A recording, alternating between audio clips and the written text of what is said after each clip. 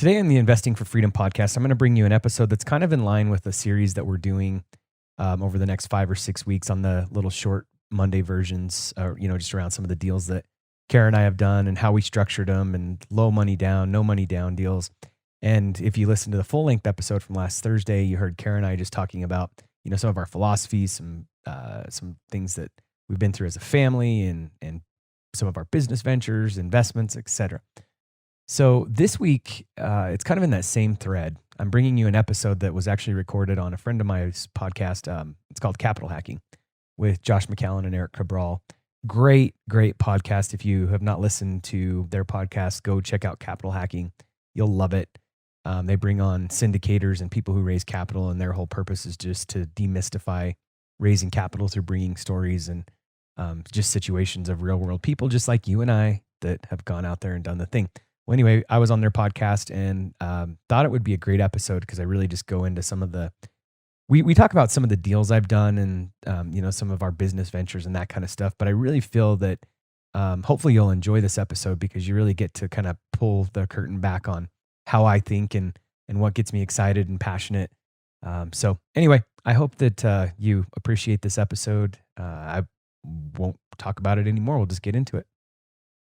Are you looking for freedom? Freedom from the daily grind and hustle? Or just finding a way to live the life you always wanted? Then join us on the Investing for Freedom podcast. Our host, Mike Ayala, will help you discover new ways to find freedom with tips, insights, and interviews. You'll learn the exact systems he's used to travel the world and live his best life. True success and happiness are all about freedom. And here's your roadmap on how to find freedom on your own terms. Welcome to the Investing for Freedom podcast. Here's your host, Mike Ayala. Welcome back to Capital Hacking. This is Josh McCallen and Erik Cabral. Always a pleasure to be here. Oh, Erik, are you drinking water while we're starting the show? My lemon water. Oh my God. This guy from the beginning has been eating and drinking the whole time. But no, Erik, so much for eating and drinking. We have Mike Ayala on the phone, who's a good friend of ours, a GoBundance brother. Yeah. And he is going to teach our audience what you and I have been trying to teach our audience, which is that capital is obtainable. You can build it from your human capital into your financial capital. And we're going to demystify capital right here, right now. And Mike Ayala is going to show us that you can really build multiple streams of capital and income. And I can't wait till he gets on the show. So he's here looking at us, talking about him. Welcome to the show, Mike. You guys, it is such a pleasure to be here. I appreciate you guys having me on the show. I'm looking forward to it. It's great to have you guys. Erik and I have been looking forward to it. We had a great time with you in Aspen. Was it Aspen, yeah. Erik? Feels like ages ago, but a lot of people ask, when we were in Aspen, did you and I drive there on a moped? And I said, absolutely. No, so we're up there in Aspen going to a GoBundance event, and Mike is telling us about one of his new passions. But I got to tell you a little bit before we get to his newest passion and what he's doing for the community. Mike is a co-founder and managing director of Four Peaks Capital. We're going to learn about that. We're going to learn about his business. We're going to learn about his history before that. But he also co-owns Park Place. We're going to talk about the management company, and we're going to get into a nice new asset class we don't talk about much here, mobile home investing. And we're also going to learn about your giving back and your effort to share what you've brought to share what you've been given through Investing for Freedom podcast. Correct, Mike? Yes, sir. Yeah, Erik, I'll let you go. No, I'm excited to get into all of that. Especially obviously too. Podcasting, right? I mean, this is he's doing it right. A lot of people sort of hesitate and they're like, I don't know when the right time. And we spoke to Mike, back in Aspen, and then boom, pull the trigger. You got the whole setup. It's wonderful, man. I'm so proud and happy that and you even hit the top charts, right? You were like, dude, look what happened. I'm like, holy crap, man, I'm so happy. It's crazy how now tell me how you did that, because there's never an exact formula, right? It's always hit or miss, or try this, try that. People say different things, so it's really cool that you were able to accomplish that. We're big geeks here at Capital Hacking, and we often call back to with great power comes great responsibility, and with that reference, we want to know, what was that radioactive bug that bit Mike Ayala, made you into the superhuman entrepreneur that evolved over time, right? I mean, but to many, very, very inspirational, including myself. I don't think any of us are born special. I think we all have to find our own path. But I will say, from the time I was little, I had a pretty rough childhood and I didn't realize it. I think sometimes we don't know what we don't know. My dad was abusive and had a lot of issues between him and my mom. But my mom is a gem, like just an absolute gem. And so they finally separated when I was like 8 years old. And from that time forward, my mom was just like constantly fighting. I mean, she was working 2 jobs. She was going to school. She was, it's that typical story of the mom just, grinding 24/7 for the kids. But I found myself a lot of times, and this is nothing against my mom. She was, again, working 2 jobs and going to school. A lot of times we found ourselves alone, fighting for ourselves. And, that gets you thinking about ways to, not that she didn't provide for us, but that gets us thinking about ways that we can make our own path. And, you get a little bit scrappy. And it took me a while to really realize that. I mean, I think it's been in the last couple of years that I really kind of looked backwards to that and found out where this really came from. And I think it was that. So anyway, I don't think any of us are born special. But then I kind of remember, like in junior high, I started making suckers and just selling suckers at school. I was always a little bit entrepreneurial, right? I kind of have those types of stories. And then, you kind of fast forward, I remember wanting a truck and my parents are like, we can't afford to help you get a truck. So I'm working at the age of like 12 years old, cleaning a doctor's office. That's what I would do on the weekends. Ooh, doctor. Yeah, crazy, right? Like what doctor's office lets a 12-year-old? My mom had a story there. Yeah, my mom happened to work there, so she let me in. So anyway, I've always been a hard worker, and I've always appreciated money in the sense that it takes hard work, it takes commitment, it takes dedication. And so fast forwarding a little bit, I met my wife in high school. And then we ended up getting married early. She was 19 years old. I was 20 when we got married. Crazy. Cool. And then we got married in May, and the following May, our first son shows up. Wow. I'm working so I'm a plumber by trade. A lot of people don't know that, but I went to work for a plumbing company. I went through a 4-year apprenticeship program. So, starting all this off, it was like, literally you're just grinding. You're just making stuff happen like everybody does. And one day I just woke up and so our family, we decided early. My wife worked at a doctor's office then, and she said her dream was always to be a stay-at-home mom. That was like her life goal. And you fast forward, I got a 19-year-old who will be 20 here in a couple of days, an 18-year-old and a 16-year-old. And that's like her proudest accomplishment. She's been able to stay home. We just have the best kids. We have the best family unit, but we did that with intention. My wife said from the beginning, she said, I don't want to work 24/7. I want to be a stay-at-home mom. So early on, we decided we weren't going to live off of her income. Well, fast forward, I'm working. We had two things that kind of led me down the entrepreneurship road. My oldest son, when he was born, he had some health problems. And so we were having to go to Salt Lake, which was 3.5 hours away. I was having to take time off work. He had to have surgery. Took a year to really get through this. But when he was 2 months old, we were at the hospital for like a month and a half, basically. And that was my first time realizing, like, when you don't work, you don't eat. If you've got only one stream of income, and people are realizing this right now. Oh yeah. This is what I've been saying for a long time. Like, if that one stream of income dries up, that's all you've got. And the one thing I would like to say real quick, it's never too late. No matter, we're in winter now, but it's not too late. You can change your mindset. And that's why I appreciate what you guys are doing, because it doesn't matter whether we're at the top or at the bottom. I love what David Osborne says. Every day that you're in a boom, you're one day closer to a bust. And every day you're in a bust, you're one day closer to a boom, right? So now's the time to be doubling down and listening to the Capital Hacking show and figuring out what you need to do next. But back to the punchline here, if you will. So that was my first experience realizing that if I don't work, I don't eat. Fast forward, I'm still working for the same company. Now my wife's pregnant with my 3rd child. I'm working out of town 90 hours a week, literally living in a casino, running a casino remodel. Missed like a big portion of my daughter's pregnancy, my wife's pregnancy with my daughter. And I just woke up one day and I'm like, this is not what we signed up for. Like working out of town 90 hours a week. I'd literally leave Sunday, drive home, wash my clothes, turn around and go back to work 3 o'clock the next morning and be gone for a week. I'm like, this is not what I signed up for. And so we took the leap. We started our first plumbing and heating company, which turned into a construction company. I'll give you the 30-second big picture from there. Realized even, 3 years into that, we were spinning off a ton of capital, but I realized in my mind at that point in time, I was going to be 65 years old and I was still going to be working in this plumbing and heating and construction company. So I was doing consulting with a coaching company, and they basically said, if your job or your business is not helping you achieve your personal goals, then you really just own a job. And that hit me like a ton of bricks, because even though I had left the 9 to 5, if you will, or in this case, the 3 a.m. to 5 p.m., I still looked forward to the age of 65 and realized if I didn't start creating some passive additional streams of income, I could find myself 65 years old in the same boat, even though I had made good money, was working hard, had my own business. And so that kind of led me down the road of real estate investing. Okay. So what age were you again when you did that? 24 when I started the company. Yeah. Okay. So you start your company at 24, you own a job. It sounds like you built it pretty successfully. And when do you have the next epiphany about passive income? How old were you then? Same year? No, it was probably, a year and a half, 2 years in. So I was probably 26 years old. I think one of my superpowers is knowing what I don't know. I think if we're honest with ourselves and we just set the ego down, I think that's been one of the keys to my success from the beginning. I've always asked for help.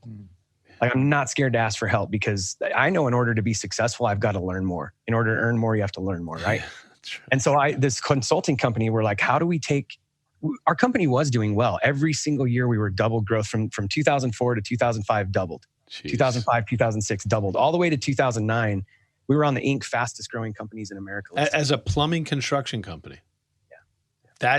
That's unbelievable, really. That's incredible. Congratulations. But we were moving so fast, without getting outside help, I would have imploded. And so that's kind of the key. So we hired this company called Business Development Resource, which I'm circling back now in another business venture and actually involving them in something we're getting ready to launch. But that's when we went to this coaching thing, that's when they said, the whole entire first day of the annual business planning was about building, what do you want personally? Because if that business isn't helping you achieve your personal goals, you just own a job. Yeah. So obviously being in construction, especially since the age of 15, do you remember any instance or anyone instrumental to taking that leap? Because going from the mindset of taking hammer to nail or doing something, getting your hands very dirty, to an investor's mindset and cash flow. Like, do you remember the aha moment for you? Yeah, I remember 3. Awesome. So really, I think sometimes we have to just go with gravity. My boss at the time he was wanting to sell, and he had sold his company once to a big conglomerate firm and then had to take it back. And so he actually came to a group of 4 of us when all this was happening, and he said, "Hey, I want to sell you guys the company." It wasn't all the employees. There was a group of 4 of us. And so we started going through this process of like looking at buying this company, and it was actually a killer deal. I think back to, he just wanted out. But going through that process, there was going to be 4 bosses. And I remember thinking to myself, man, anything with 2 heads is a monster. Anything with 4 heads is going to be really bad. And I'm a proponent of partners, by the way. I've partnered in almost everything I've done since then. But that kind of led us, our hand was almost forced, because it was like, okay, well, if we don't buy into this company, then we're going to be employees working for, the people that we've been working side by side with. And so then that's when I took the leap, and I actually started that company with a partner. So I think sometimes when I say don't go against gravity, sometimes like the universe or God or whatever you want to call it is like taking you down a certain path. And I think we just have to learn to just not resist that. I didn't have an intention at that point in time. I've been asked a lot lately, like, did you want to start a plumbing business? Was that your dream? I'm like, who wants to start a plumbing company? Like nobody wants to start a plumbing company. And so just don't fight gravity is my point. But then fast forwarding a little bit, there's 2 things that really, Rich Dad, Poor Dad, which you said it. As I said before, knowing what you don't know, I found the little purple book, and that just blew my mind. And then I immediately dove into Cash Flow Quadrant, which is probably one of my favorite 3 books. But then the next thing for me was, we had gone to Sacramento, California, and we were coming back. And I had a cousin who had invested in a duplex, and he was living in one side. And I thought, man, this is really interesting.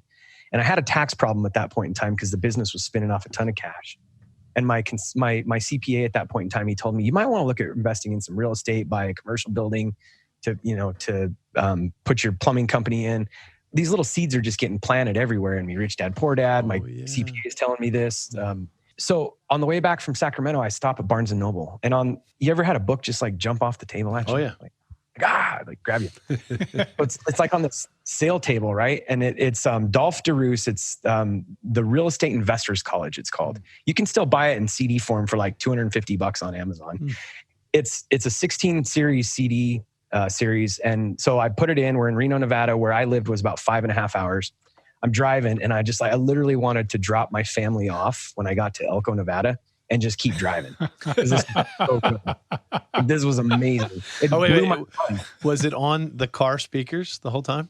Yeah. And the kids are all just well, they're little, but your wife's listening. What was your wife saying the whole time? Was she like, put on some music? Sleeping. She's like, as soon as you hit the gas, she's out. My wife, because I've done that a few times. But sorry, go ahead. Interrupt you. I interrupted. Yeah. So that CD series was amazing. It got my head spinning, and then probably, I don't know the exact timeline, but 3 or 4 months later, I find myself in this 3-day profit launch.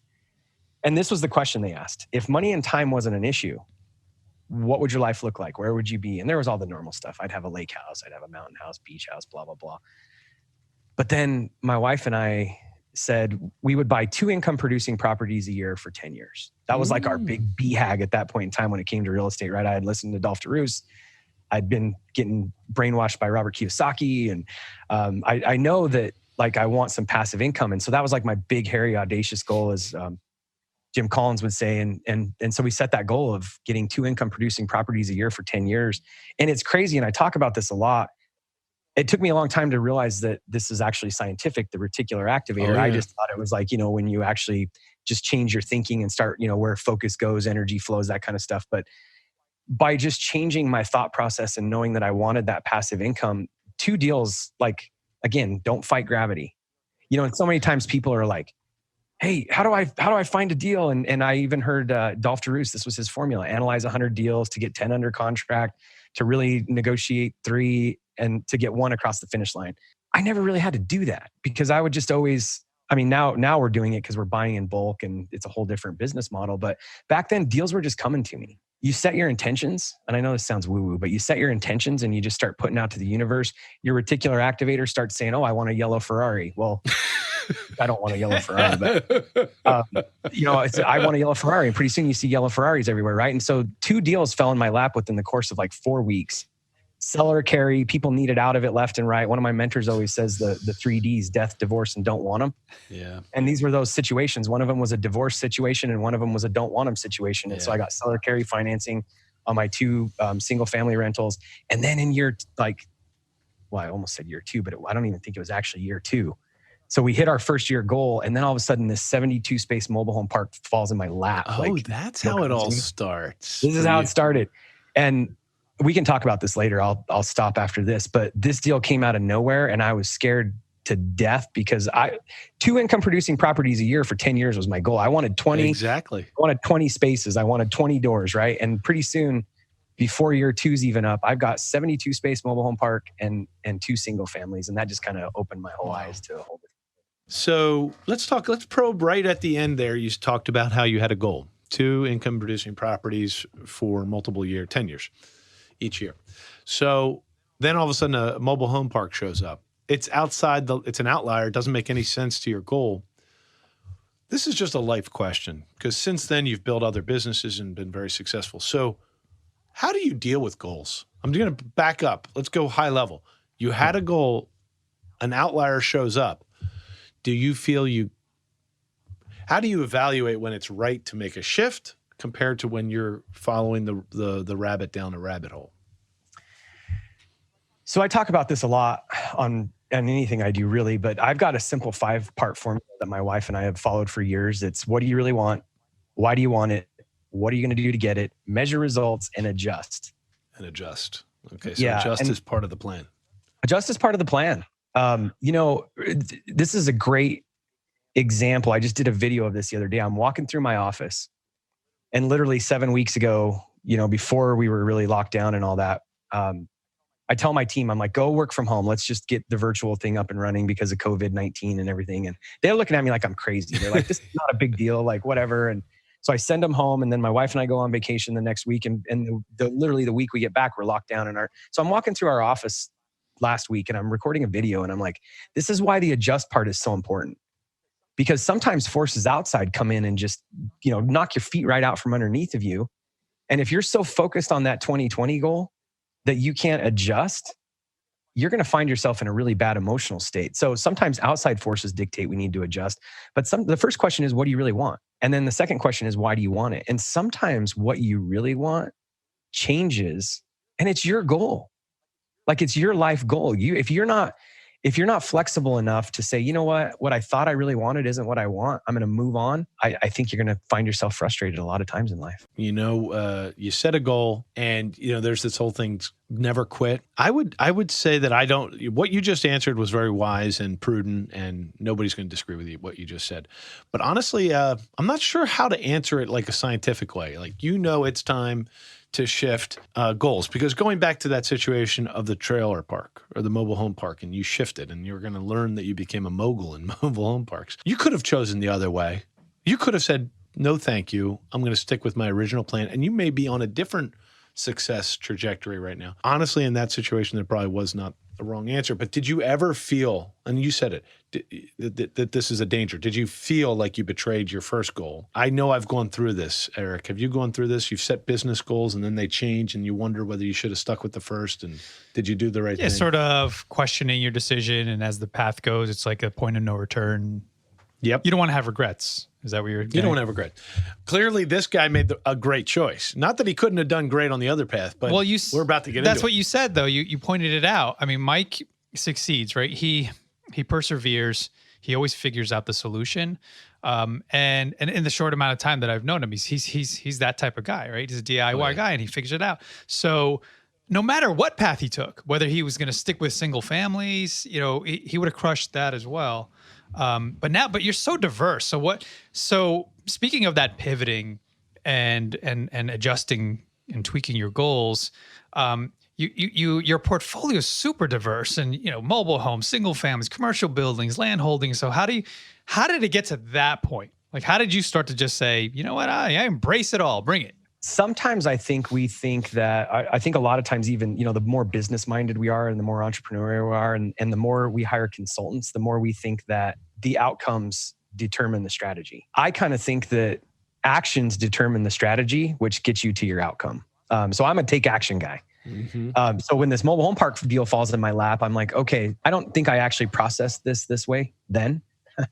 But I think this is kind of the answer to all that. So what was my real goal? My real goal was passive income. Mm-hmm. My lack of understanding, because I was so young and inexperienced in real estate, I said, okay, the way for me to get to retirement with passive income through real estate is by buying 2 income producing properties a year for 10 years.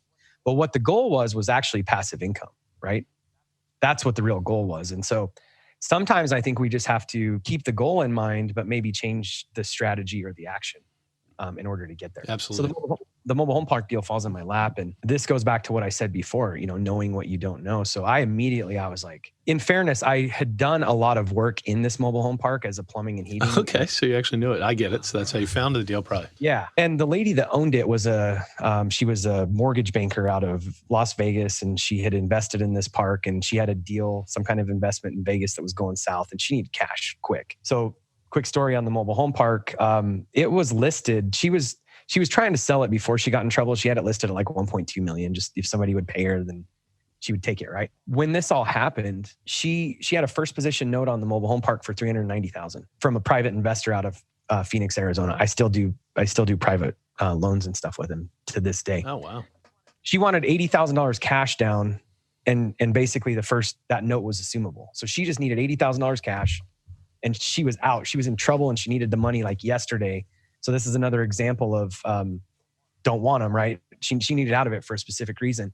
I'm scared, man. I'm like, but in my mind, this 72 space mobile home park just went from 1.2 million to 390,000 plus 80, right? $470,000. So I go to my mentor. This is what I was talking about, just, not being scared. And I go to one of my mentors and I'm like, hey, I got this deal. And I just show him the deal. And he's like, buy this thing. He's like, you're lucky. This is literally what he said to me. You're lucky we're friends. I would steal this from you. And I'm like, well, okay, but I'm scared. Like, I've never owned a mobile home park. I only have 2 investment properties. And he's like, just buy it. I'll help you through it. If you got any problem. He owned mobile home parks. He owned single family. He owned the same thing. So I'm still sitting there. And he's like, what's the matter? I'm like, I don't have $80,000 for this down payment, right? But two things that concerned me. She needed to close in 15 days. Like, who closes on a mobile home park in 15 days? Like, yeah.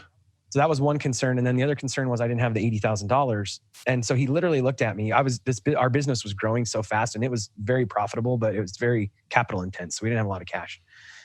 So he looks at me and he says to me, listen, go to Stewart Title. If they can get through a preliminary title search, and as long as the preliminary title search is clean, close. I'll give you the $80,000 in a second position at 9% interest. And if anything goes wrong, I'll take the property from you. I will take out the first position. So it's like, I mean, there was no risk in this, right? So there's no barrier and no risk. And so back to the thing of adjusting the goals and everything else. This was one of those deals, like don't fight gravity, right? Because this is one of those deals that, like, if I had actually said, oh, no, I'm so goal oriented. My goal is 2 income producing properties a year, 2 single family properties a year for 10 years. What would have I missed out on? Oh my goodness. Yeah, or even if you suffered from analysis by paralysis and said, you know what, I need more time, give me 2 months or, and then it would have gone somewhere else or just would have faded. And I'm curious what your mentor, though, he sounds like a really good guy. That didn't take advantage of the situation. How involved was he in helping you and, with equity, or was he just, paper? Was he just the loan on it? Just the loan. Oh, wow. Yeah. He literally came in a second position. Yeah. What's amazing? Was he a mentor that you paid for, or was it just a friend? No, just a friend. He's probably 85 now, still around. I'm actually trying, if we ever get unquarantined, I'm going to try to go up to Nevada and record like a 10-hour podcast, because this guy's just like just do a series. This guy's just gold. Great idea. Yeah, it's a good idea. It's really cool to think, like, in his mindset, he's like, this is going to be a huge learning process for Mike, right? Because that's really, if you walked away from that opportunity, that's school right there.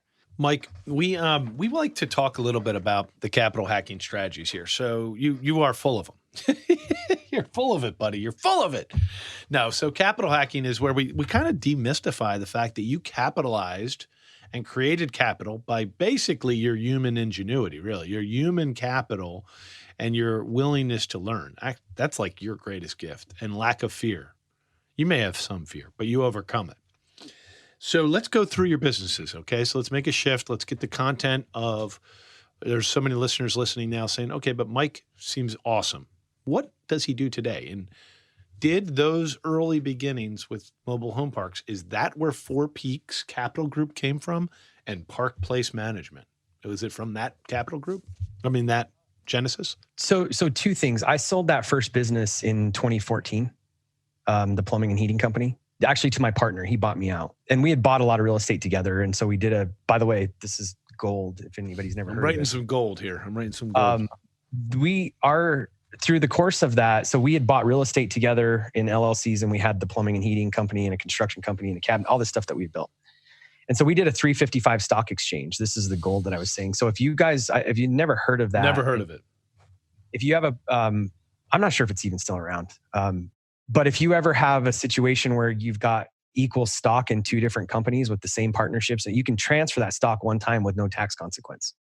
So like, for instance, he took the plumbing and heating company, I took the real estate, and I got an employment contract. So more complicated than that. But so anyway, in 2014, I sold that. And then I was kind of like, well, what's next? That was the best and worst day of my life, because I'm 34 years old. I retired. And then all of a sudden I've realized that my entire value, everything that I had created, was tied up in that business. I was that business was me. And so then I went on this journey of, okay, what's next? And so I found the real estate guys, which I think is... Oh, that's our connection. Well, see, we have 2 great mentorship connections. So yeah, Real Estate Guys Radio. By the way, we give more endorsements to the Real Estate Guys Radio group, their events, and we get paid nothing, but that's okay, because we love Robert Helms and Russ Gray. So yes, tell us, because I look at pictures of you speaking and giving testimonials. I'm looking at your website. Sorry, that was another epiphany for you. You sold your operating business, and now what? So let me uninterrupt you again. I had no idea what syndicate. Well, that's not completely true. My first customer when I started Plumline in 2004. By the way, great brand name, Plumline. Are you kidding me? Your business was called Plumline? Yeah. You got. I didn't know for that. those of you not in construction, the plumbing is his business, right? But Plumline, okay, is when you drop a string with a weight at the end to see whether a wall is plumb. I love you, man. Great brand. Brilliant. You guys got to ask me later about how we got that name. Not in the interview. That'll be a special. That is definitely not allowed to talk about that. Everybody's listening. Just close your ears. You can find us later and I'll tell you the story. So I had a client who had syndicated a whole bunch of commercial real estate over the years in Las Vegas, and he bought a ranch up in Elko. And so I was literally replumbing his ranch house, my first customer when we started Plumline.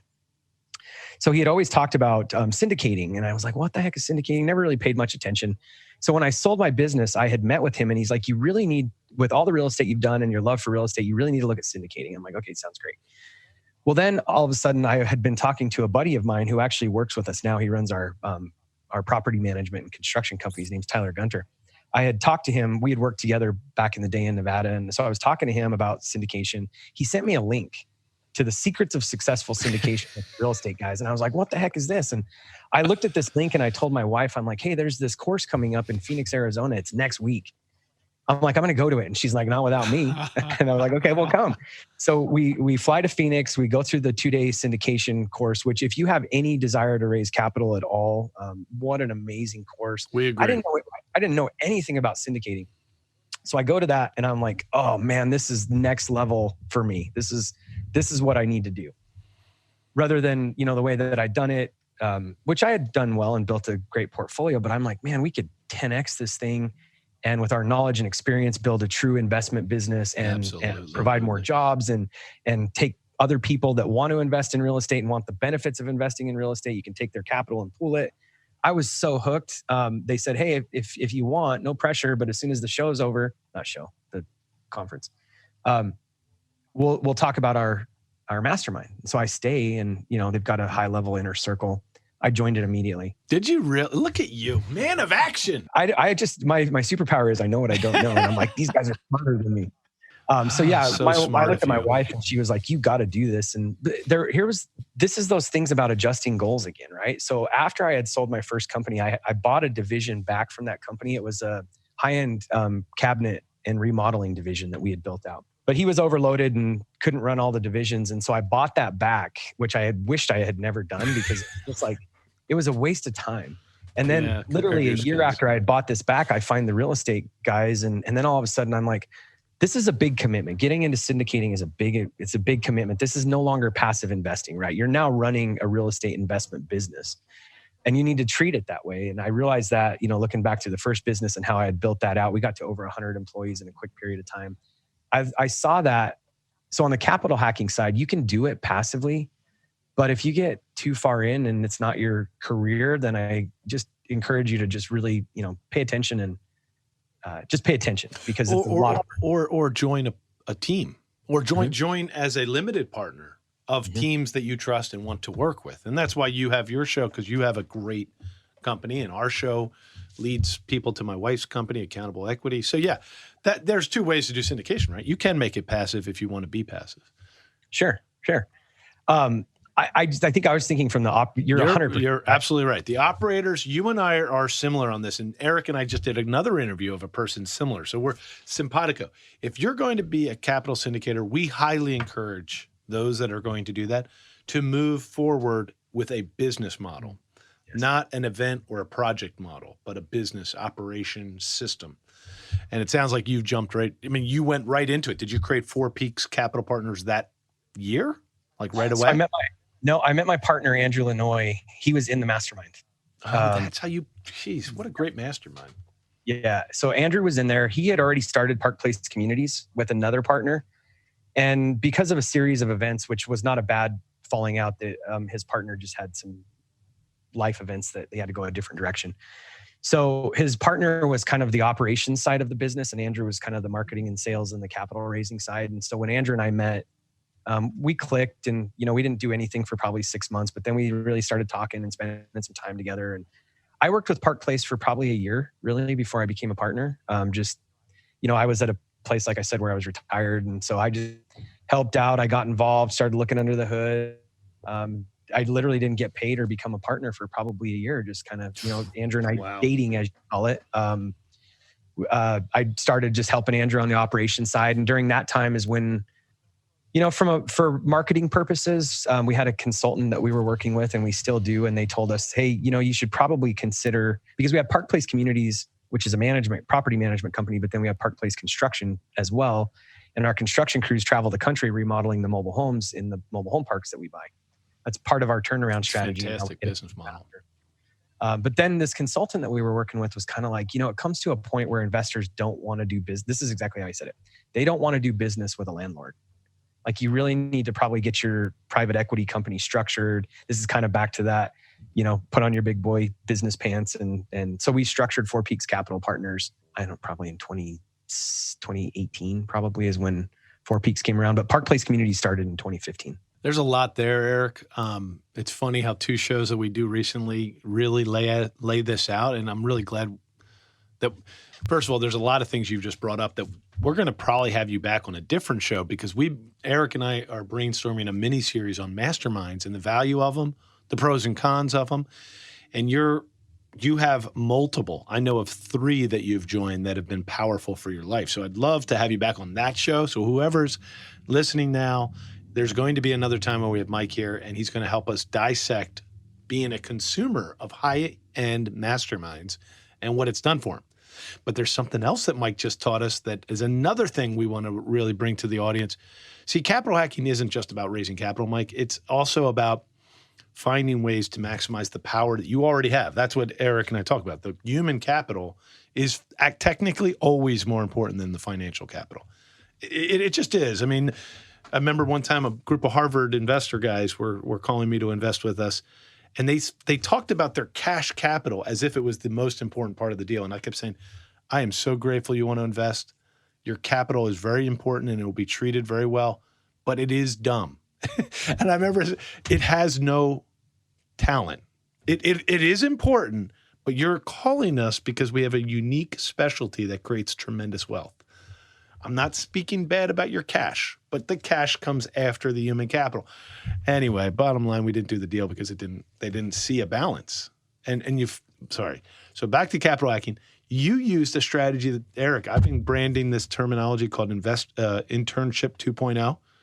I learned it from Gary Vee. But Mike used Internship 2.0. And I've been thinking Internship 1.0 is when you need a career and you learn skills to build a career. That's 20-year-old people. Internship 2.0 is when you want to build wealth. And this is when you join people that you trust or believe in so that you can benefit them to expand your ability for wealth building. So you are another example, and I can't wait to have a show about Internship 2.0, and we're going to bring you back and dissect how that is a repeatable process. More people could do what you did. And I've only met 2 or 3 people in my life that did what you did, which is you had the financial freedom, which is what your podcast is all about, to join a successful group that you wanted to add value to for the reciprocity of building a new wealth engine for yourself. So anyway, compliments to you, man. You are like a role model for this show. So that's where Four Peaks is today. What about investing for freedom, which is Erik's whole big passion, right? Yeah, real quick on Internship 1.0 versus 2.0, I love that.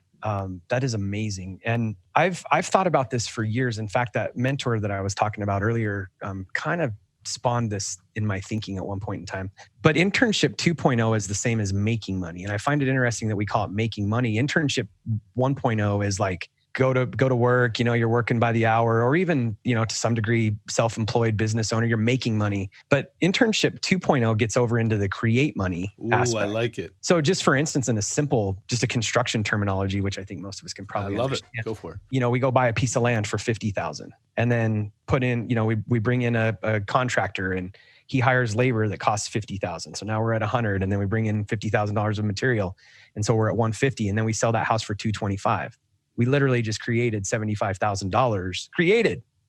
I love that analogy. That's a very easy way to understand it, isn't it, Erik? There's all these thoughts and things that are swimming around in my mind that I just want to highlight before we jettison. Before we lose Mike. No, we've been burning so much incredible burn. No, but he's so great. I want to rewind back about 5 minutes when we were talking about human capital and how Mike reminds me of those folks. And I know several people that have said this. you can literally drop me off anywhere. Just give me a license and a credit card and I'll start it all again. Mike's that sort of, Yes, Mike can do he that. can figure out, give him a seed and he'll plant it and he'll grow it and figure out how to nurture and explode the thing, because that is the difference between people who put too much value into capital and having cash in the bank, as opposed to having the human capital and the resources and the mindset to build and grow. I like in what we do, and I'll lump the three of us and also our listeners. But the 2.0 is also having the ability and the superpower to sell ideas, right? I'm not selling a product. I'm not selling you, here, take this from me.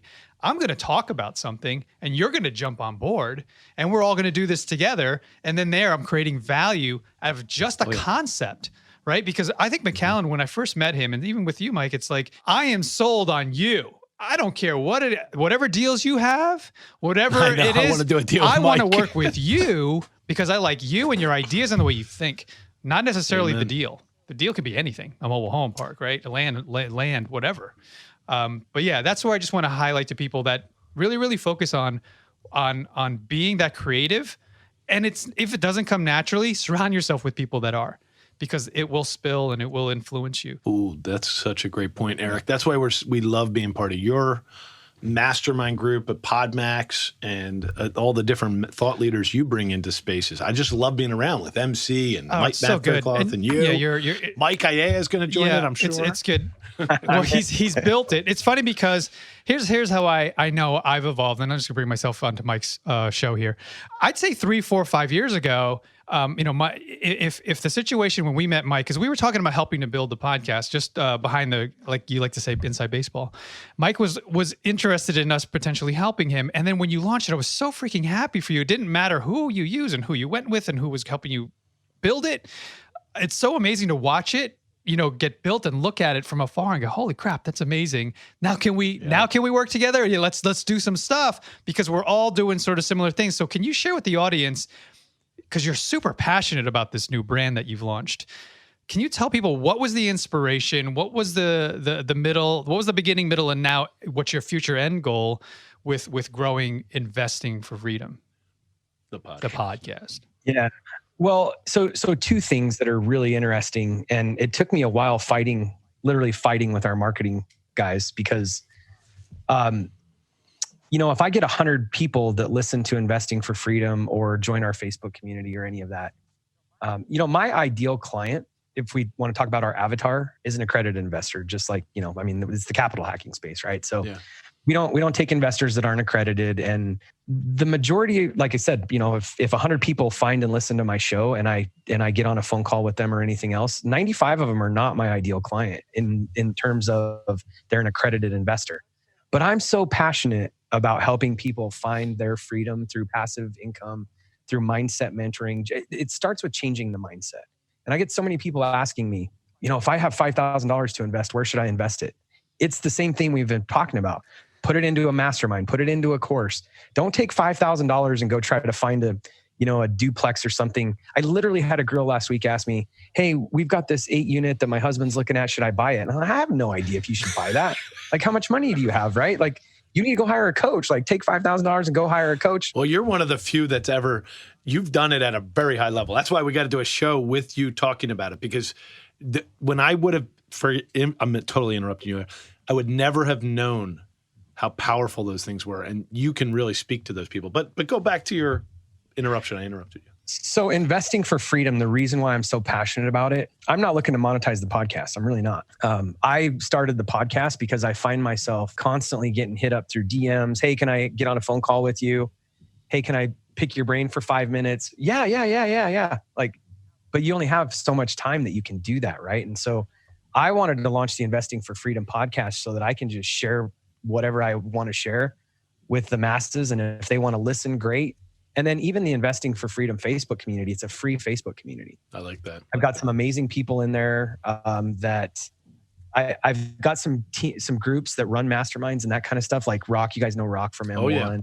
I'm teaming up with some other people that do sell coaching programs, and they're going to be in there just to help. And then if you want to raise your hand and you want to join a mastermind group, go ahead, sign up with them. That's fine. But the Investing for Freedom podcast, I mean, obviously the podcast is free, but the Facebook community is free.